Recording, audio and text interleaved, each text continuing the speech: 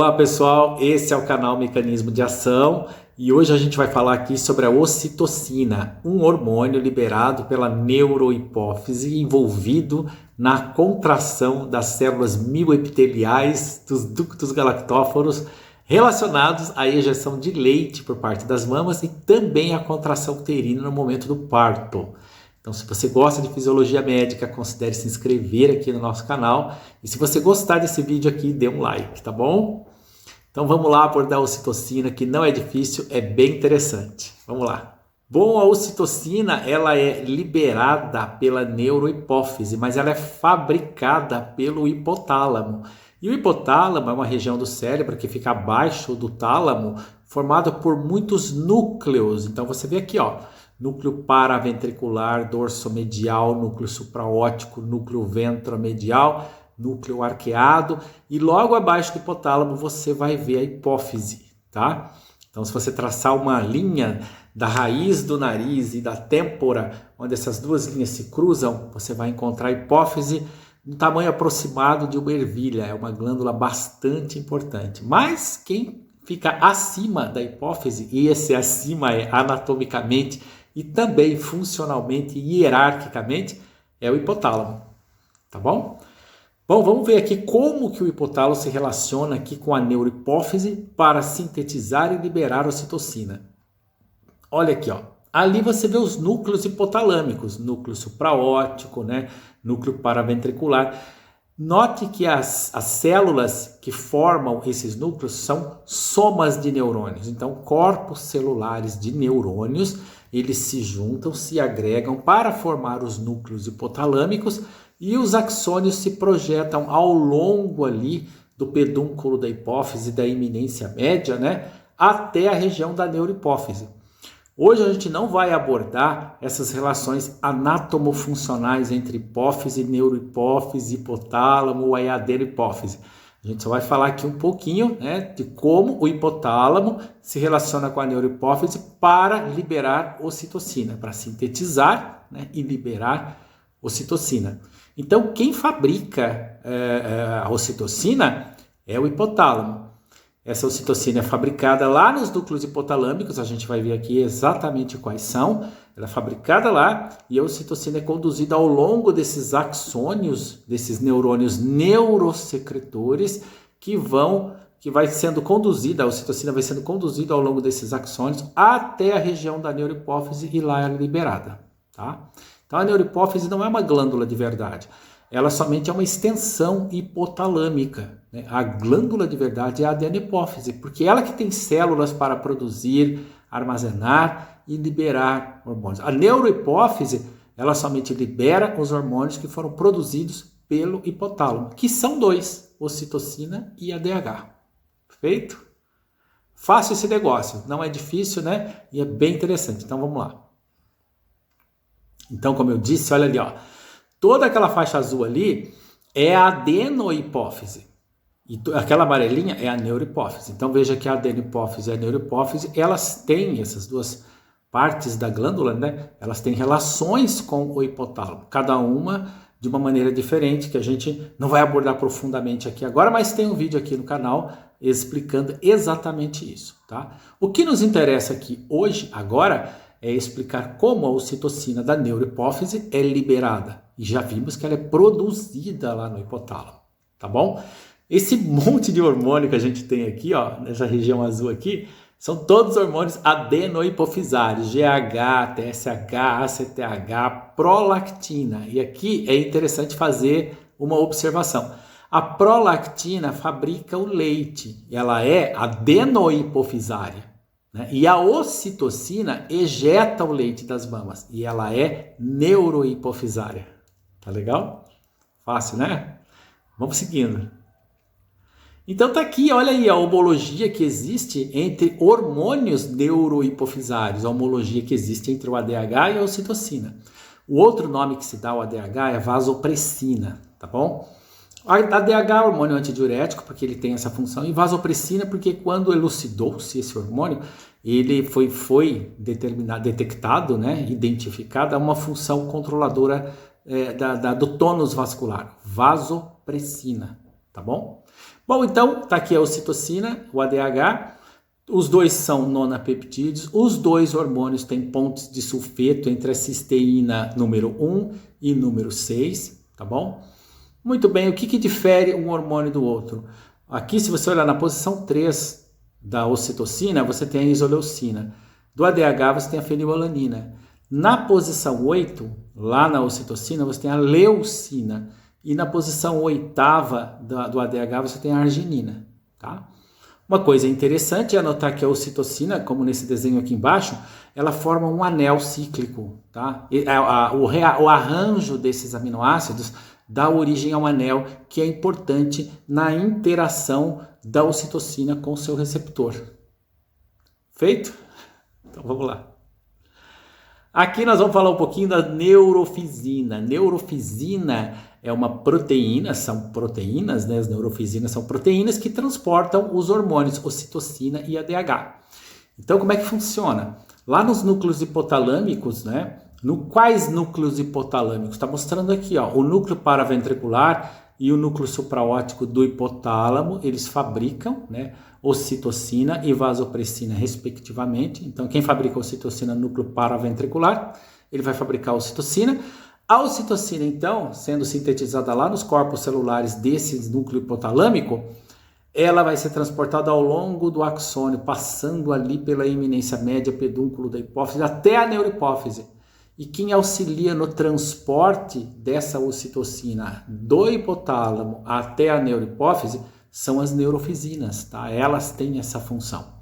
E esses neurônios, entenda bem, são neurosecretores. Esses neurônios eles recebem potenciais de ação e transduzem ou traduzem, transcrevem esses potenciais de ação em uma secreção hormonal. Então é um caso único na fisiologia, onde neurônios que recebem potenciais de ação emitem, na verdade, respondem a esses potenciais como uma secreção hormonal. Legal, né? Muito interessante. Então vamos lá. E esse é o receptor de ocitocina que eu falei para vocês. É um receptor metabotrópico. Nossa, como é que eu sei? Eu sei pelo seguinte. Você está vendo essa região marcada em azul aqui? Está escrito ali, ó, domínio de acoplamento com a proteína G. Todo receptor que interage com a proteína G é um receptor metabotrópico. E os outros receptores, a gente tem ionotrópico, receptor de tirosina sinase, receptores esteroidais e metabotrópicos. Esse é o metabotrópico. Por quê? Porque receptores metabotrópicos estão acoplados à proteína G.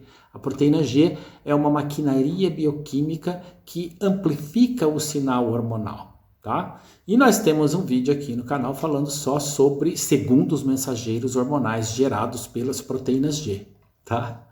Muito bem, então vamos seguir aqui, ó. Essa região em amarelo aqui é o domínio de interação com a porção linear do hormônio, ou seja, a porção carboxiterminal, tá? É a regiãozinha em amarelo. A região marcada em roxo aqui é o domínio de interação com o anel cíclico da ocitocina. Falei para vocês que os aminoácidos da ocitocina, né, eles se organizam de modo a formar um anel mesmo. E esse anel interage com essa região aqui marcada em roxo do receptor, tá bom?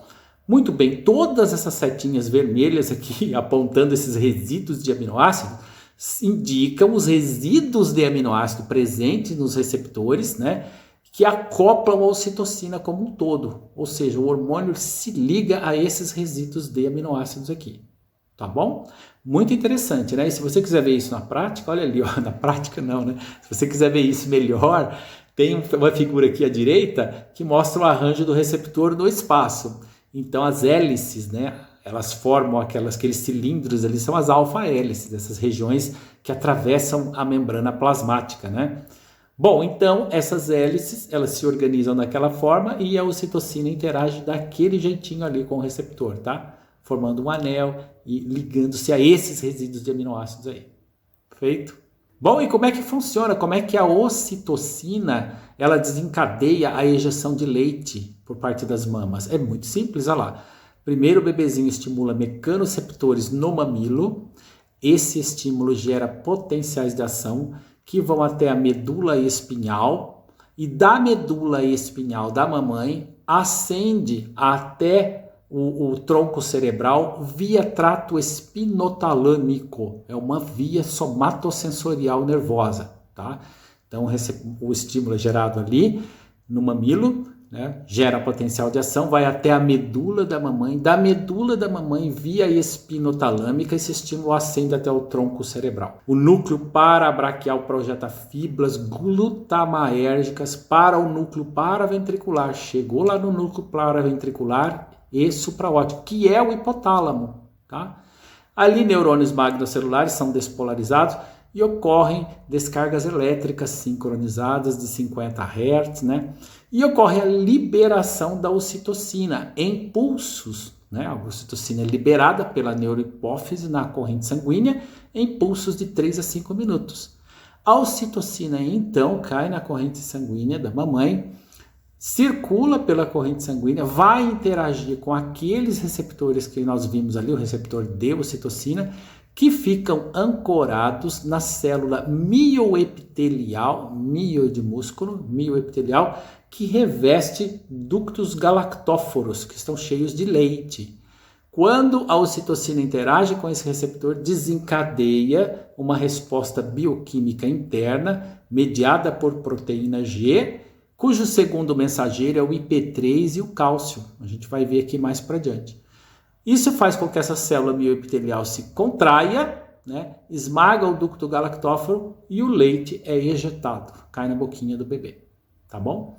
E aí, quanto mais esse reflexo se afinar, mais eficiente vai ser a ejeção de leite, tá? Então, olha aqui, ó, quais são os antagonistas, as substâncias que reduzem essa liberação da ocitocina.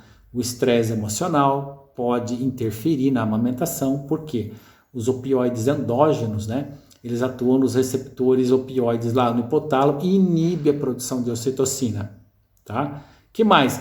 A noradrenalina, então estresse, ó, a noradrenalina também inibe a secreção de ocitocina, porque elas vão interagir com receptores alfa-adrenérgicos, tá? O que mais? O GABA reduz a excitabilidade neuronal, tá? Lá nos núcleos hipotalâmicos, também reduz a produção de ocitocina. Etanol, não se deve beber em circunstância nenhuma, sobretudo mulher que está amamentando, né?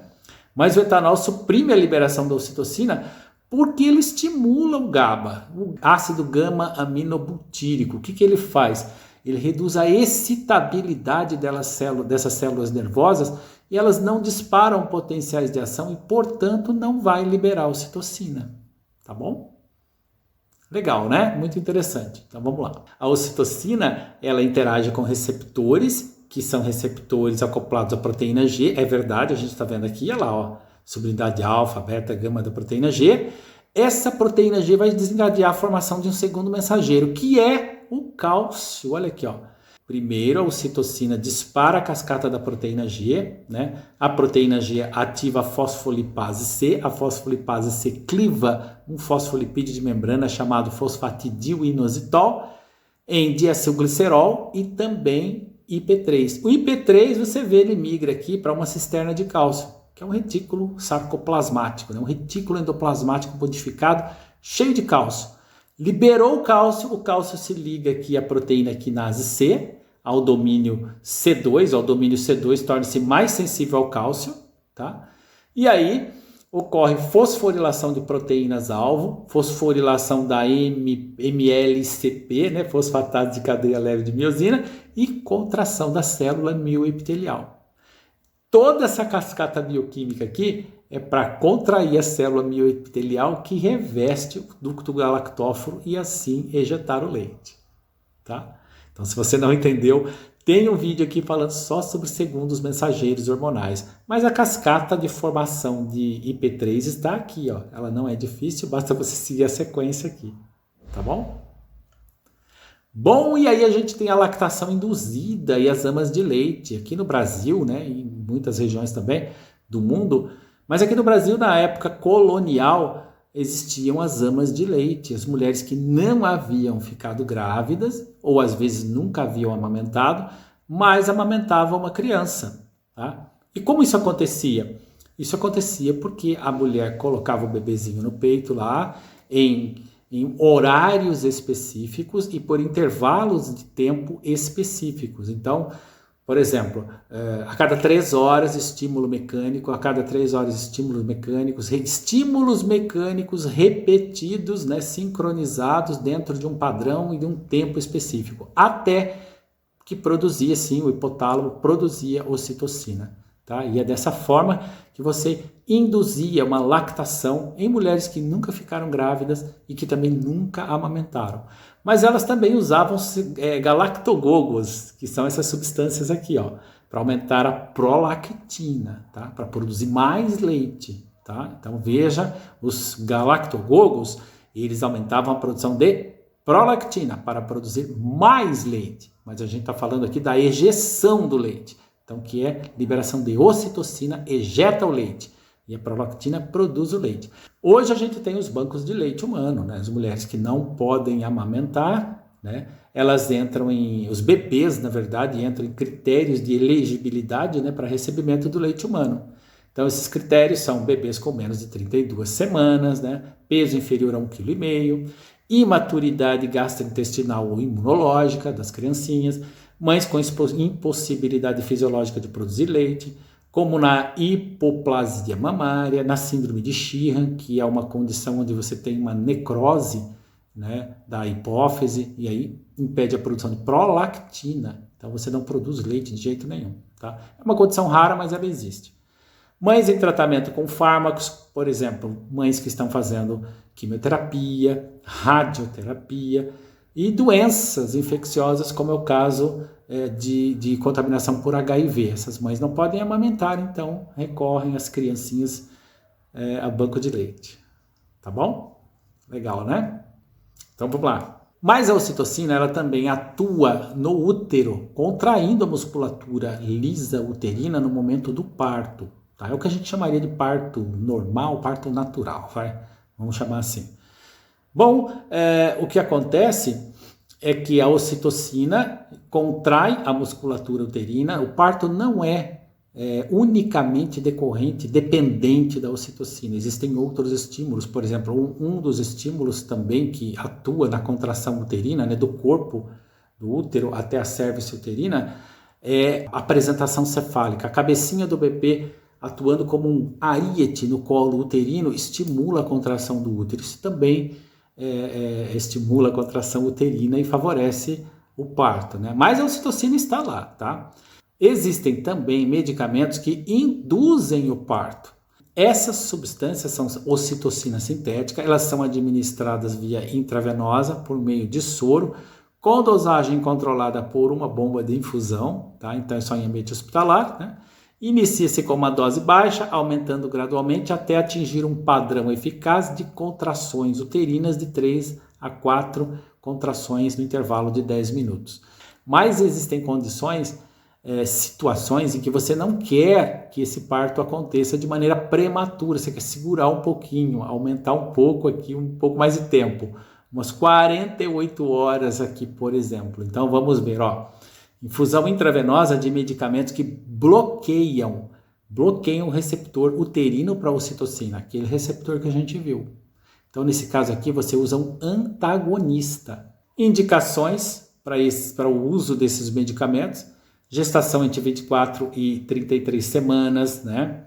Colo uterino dilatado menor que 4 centímetros. Agora que você entendeu tudo, finita la comédia, acabou, você viu que nem é tão complicado assim, né?